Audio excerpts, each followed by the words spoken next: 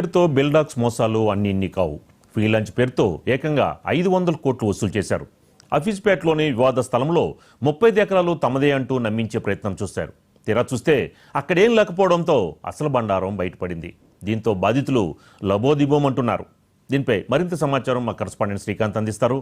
శ్రీకాంత్, మరి ఇలాంటి ఘటనలు చాలా జరుగుతూనే ఉన్నాయి, కానీ బాధితులు మాత్రం మరి అవేమి పట్టించుకోకుండా, అంటే రేరా అనుమతులు లేకుండా ఇలాంటి ఖరీదు చేయడం అనేది తప్పే. కానీ తక్కువ ధరకు వస్తుందని ఈ విధంగా కొనడం, మరి దీనిపైన ఎక్కడా కూడా ప్రభుత్వం సరైన యాక్షన్ తీసుకోకపోవడం చూస్తుంటే మరి ఇలాంటి ఘటనలు అనేది మరిన్ని జరిగే అవకాశాలు ఉంటాయి. మరి దీని మీద ఎలాంటి, అంటే రియాల్టర్స్ మీద కఠిన చర్యలు తీసుకుంటే గనక మనం బాధితులకి న్యాయం జరిగే అవకాశాలు ఉంటాయి అనుకోవచ్చా శ్రీకాంత్? సీతారామరాజు, ఏదైతే బిల్డక్ సంస్థ నిర్వాహకం ఉందో మిడిల్ క్లాస్ టార్గెట్గా ఇది చేపట్టిందని చెప్పవచ్చు. ఎందుకంటే అక్కడ రేరా అసలు అనుమతులు లేవు, అసలు స్థలమే లేదు అక్కడ. అంటే ఏ స్థాయిలో వీరు మోసానికి తెగించారనేది ఇక్కడ మనం చెప్పవచ్చు. అంటే అక్కడ ఏం లేకుండానే మాయ మాటలతోటి వందల మంది నుంచి కోట్ల రూపాయలు వసూలు చేశారు. అంటే ఇది ప్రభుత్వాన్ని తప్పుదో పట్టించడం, ఇటు ప్రజలను మోసం చేయడం. ఎందుకంటే ముఖ్యంగా ఎవరికైనా సొంతింటి కళ అనేది కామన్గా ఉంటుంది. సొంతింటి కళ కోసం జీవితాంతం ఒక సొంత ఇల్లు ఉండాలనేది సగటు మనిషికి ఉండే కోరిక. దీన్ని ఆసరగా చేసుకొని ఈ బిల్డాక్స్ సంస్థ లాంటి వారు ముఖ్యంగా మిడిల్ క్లాస్ వారిని టార్గెట్ చేసి ఇట్లా కోట్ల రూపాయల పెట్టుబడిగా తమ ఫ్రీ లాంచింగ్ కింద ఇట్లాంటి చేస్తున్నారు. అంటే ముఖ్యంగా ఈ సంస్థ ఏంటంటే పూర్తిగా బోగస్గా చెప్పుకోవచ్చు. ఎందుకంటే ఇప్పటికే ఆ ప్రభుత్వం ఇది మనం ఏదైతే మహాన్యూస్ నిన్న నుంచి కథనాలు ప్రచురిస్తూ వస్తుంది. ఎందుకంటే ఇట్లాంటి వాటి ముసుగులో పడి ఇప్పటికే గతంలో చాలా సంఘటనలు జరిగాయి. ఇట్లాంటి వాటి ముసుగులో పడి ప్రజలు మోసపోవద్దనే అవేర్నెస్ తోటి మహాన్యూస్ ఎక్స్క్లూజివ్గా దీనిపై ఫోకస్ చేసింది. ఇది ప్రభుత్వం దృష్టికి కూడా వెళ్ళింది. ఎందుకంటే ఈ మోసాలతోటి ఇంకా కొంతమంది అలర్ట్ అయ్యే అవకాశం కనిపిస్తుంది. ఎందుకంటే మనకు ఇప్పటికే వందల కోట్లు వసూలు చేసినట్టుగా వస్తుంది. ఒక్కొక్కరికి బాధితులు కూడా బయటకు వస్తున్నారు. వీళ్ళు ఇప్పటికే వారి మోసాలన్నీ ఏదైతే ఫేస్బుక్ వేదిక వాళ్ళు చెప్పడం జరిగింది. ఇప్పటికే రేరా కూడా పంచాయతీ చేరడం జరిగింది. రేరా కూడా కఠినంగా వ్యవహరించనుంది. ఇప్పటికే వారికి నోటీసులు జారీ చేసింది. నోటీసులు జారీ చేస్తే అసలు బండారం ఏంటంటే వీరికి అసలు పర్మిషన్ లేదు. ఏదైతే అఫీస్పేటలో సర్వే నెంబర్ 80లో 35 ఎకరాల భూమి ఉందని వీరు చెప్పారు. అసలు అక్కడ భూమి లేనే లేదు. అది వివాదాస్పద స్థలం. అది అయితే ముఖ్యంగా అసలు వీరు మా పర్మిషన్ ఉందని చెప్పి ఇటు ఎవరైతే కొనుగోలుదారులు ఉన్నారో బయ్యర్స్ను నమ్మించారు. ఆ నమ్మించిన ఏదైతే అసలు రేరా గుర్తించింది ఏంటంటే అసలు భువి వాసవి బిల్డాక్స్ పేరిట గుండ్లం పోచంపల్లిలో రేరా అనుమతి ఉంది. దీన్ని వారు తమకు అనుకూలంగా మలుచుకొని ఏదైతే వాసవి బిల్డాక్స్ పేరు మీద ఉందో ఇది బిల్డాక్స్ దాని కింద చూపించి ఇటు ఎవరైతే బయర్స్ ఉన్నారో వాళ్ళని నమ్మించి మోసం చేసినట్టుగా మనకి ఇక్కడ స్పష్టం అవుతుంది. అయితే ఇట్లాంటివి ఇది ఒక బిల్డాక్స్ సంస్థతోటి ఆగిపోతే చాలా రియల్టరీ సంస్థలు ఇట్లాగే ఉన్నాయని కూడా మనం చెప్పుకోవచ్చు. ఎందుకంటే గతంలో చాలా సంఘటనలు మనం చూసాం. తాజాగా బిల్డాక్స్ ఒక్కొక్కటిగా బయటకు వస్తుంది. అయితే ప్రభుత్వం దృష్టికి మాత్రం సీఎం రేవంత్ దృష్టికి బిల్డాక్స్ సంస్థ వ్యవహారం వెళ్ళింది. ఆయన సీరియస్గా ఉన్నారు ఈ విషయంలో మాత్రం. ఎందుకంటే మధ్యతరగతి ప్రజలు, లోయర్ అప్పర్ మిడిల్ క్లాస్ ప్రజలు వీళ్ళే ఎక్కువ సొంతింటి కళను నెరవేర్చుకోవడం కోసం అప్పులు తెచ్చి మరి తక్కువ ధరకు వస్తుంది కదని చెప్పి సాహసం చేసే ప్రక్రియ ఉంటుంది. అయితే వారు ఇదే నేపథ్యంలో నమ్మి ఈ మధ్యలో హైదరాబాద్ నగరంలో రియల్ ఎస్టేట్ భారీ స్థాయిలో విస్తరించింది. రియల్ ఎస్టేట్ పేరు మీద ఏదైతే ఉందో దాన్ని నమ్మి పెట్టుబడి పెడుతున్నారు. దీన్ని కొంతమంది ఏం చేస్తున్నారు, ఈ నమ్మకాన్ని ఆసరాగా చేసుకొని ప్రభుత్వాన్ని ఇటు అది ఒకవైపు వీళ్ళు ప్రభుత్వాన్ని కూడా తప్పుదోవ పట్టిస్తున్నారని చెప్పవచ్చు. ఎందుకంటే ఎంప్లాయ్మెంట్ క్రియేట్ చేస్తామని ఒకవైపు చెప్పడం, అదేవిధంగా ఆ రాయితీలు ప్రభుత్వం నుంచి ప్రత్యేకంగా రాయితీలు పొందుతున్నారు తప్పుడు నివేదికలు, తప్పుడు సమాచారం ఇస్తూ.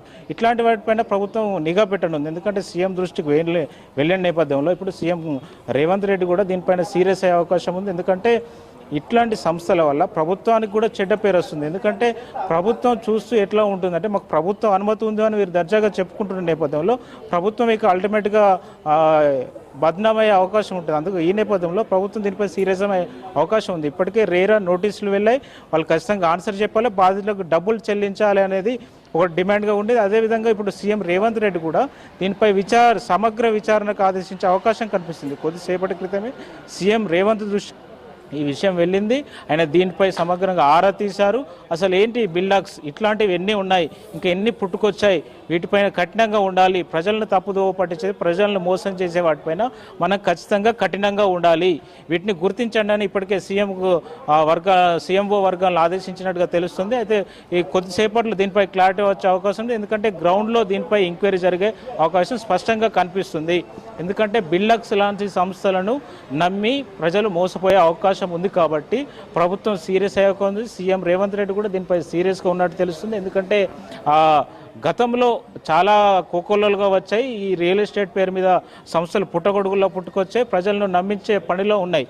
ఈ నేపథ్యంలో ప్రభుత్వానికి బదనాం రాకుండా ఉండాలంటే ప్రభుత్వం కఠినంగా ఉంటేనే, పేదలకు న్యాయం చేసేది ఉంటేనే ప్రజలు నమ్ముతారు. ఎందుకంటే మనది హైదరాబాద్ నగరం విశ్వనగరంగా విరజిల్లబోతుంది. ఎందుకంటే ఇటు మూసీని డెవలప్ చేస్తున్నాం, అదేవిధంగా ఇతర ప్రాంతాలను డెవలప్ చేస్తున్నాం, ఎలివేటర్ కారిడార్లు, స్కై ఓవర్ ఇవన్నీ ఉంటున్నాయి. విశ్వనగరంగా ఉంది, పెట్టుబడులు ఆకర్షిస్తున్నామని చెప్తున్న నేపథ్యంలో ఇక్కడ ఇట్లాంటి మోసాలు వస్తే ప్రభుత్వానికి చెడ్డ పేరు. ఇట్లాంటి బోగస్ సంస్థల వల్ల ఈ బిల్డాక్ సంస్థ ఏదైతే ఉందో, ఈ సంస్థ చేపట్టినటువంటి కార్యక్రమం ఏదైతే పూనుకుందో, మోసానికి తెరలేపిందో, ఇట్లాంటి వాటి వల్ల ప్రభుత్వానికి చెడ్డ పేరు వస్తుంది. కాబట్టి వీటిపైన ఖచ్చితంగా కఠినంగా ఉండే అవకాశం ఉంది ప్రభుత్వం.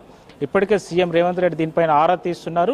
ఆయన కొద్దిసేపట్లోనే అధికారులు కూడా దీనిపై పూర్తి సమాచారం ఇచ్చే అవకాశం కనిపిస్తుంది. ఎందుకంటే ఇప్పటికే ఆరా తీసినట్టు తెలిసింది. కాబట్టి ఈ కొద్దిసేపట్లో మనకు దీని వ్యవహారం అంతా బయటకు వచ్చే ఛాన్స్ కనిపిస్తుంది. సీతారామరాజు, శ్రీకాంత్, ముఖ్యంగా రియల్ ఎస్టేట్ మోసాలు ఇప్పటి వరకు 10,000 కోట్ల పైమాటే అని వార్తలు వస్తున్నాయి. ఇలాంటి పరిస్థితుల్లో ఇలాంటి అంటే ఏదైతే అమౌంట్ కలెక్ట్ చేయడం, తర్వాత బోర్డు తిప్పేయడం, అంటే వీళ్ళ వెనక ప్రభుత్వ పెద్దలు ఉన్నారు అనేది చాలా క్లియర్ కట్గా తెలుస్తోంది. మరి ఎందుకని వీళ్ళ మీద కఠిన చర్యలు తీసుకోవట్లేదు? అంటే ప్రభుత్వ పెద్దలే ఉండడం వల్ల ప్రభుత్వం కఠిన చర్యలు తీసుకోవట్లేదు అని అనుకోవచ్చా? ఎగ్జాక్ట్లీ సీతారామరాజు, మీరు ఇందాకే ప్రభుత్వం వీళ్ళు రియల్ ఎస్టేట్ పేరు మీద ఈ ఏదైతే ఆఫర్స్ ప్రకటిస్తూ వీళ్ళు వస్తున్నారో, రియల్టర్లు ఇంత దర్జాగా ఎట్లా చేయగలుగుతున్నారంటే ప్రభుత్వంలో ఉన్న కొంతమందితోటి వీళ్ళు అంటగాగుతున్నారు. వారి కమిషన్ వారికి ఇస్తూ వారి పనులు వారు చేయించుకుంటూ దర్జాగా మోసం చేస్తున్నారు. చేసి వీళ్ళు ఇంత ఎలా ఉండగలుగుతున్నారంటే ప్రభుత్వంలోని కొంతమంది సహకారం లేనిది ఇది పాసిబుల్ కాదు.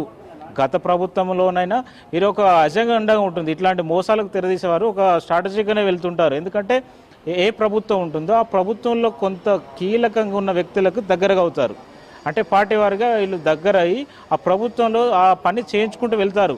ఇప్పటికీ బిల్లాక్ సంస్థ కూడా వీళ్ళు కూడా ప్రభుత్వంలోనికి కీలకమైనటువంటి ఎవరైతే కీలక పొజిషన్లు ఉన్నారో వారికి సన్నిహితులుగానే ఉన్నట్టుగా తెలుస్తుంది. వారికి కూడా ముడుపులు ఏవైతే అందించినట్టుగానే మనకు సమాచారం అవుతుంది. దీనిపై సీఎం రేవంత్ రెడ్డి విచారణ చేపడితే క్లారిటీ వచ్చే అవకాశం స్పష్టంగా కనిపిస్తుంది. ప్రభుత్వ వర్గాలు కూడా దీనిపై నిఘా పెట్టినట్టుగా మనకు తెలుస్తుంది.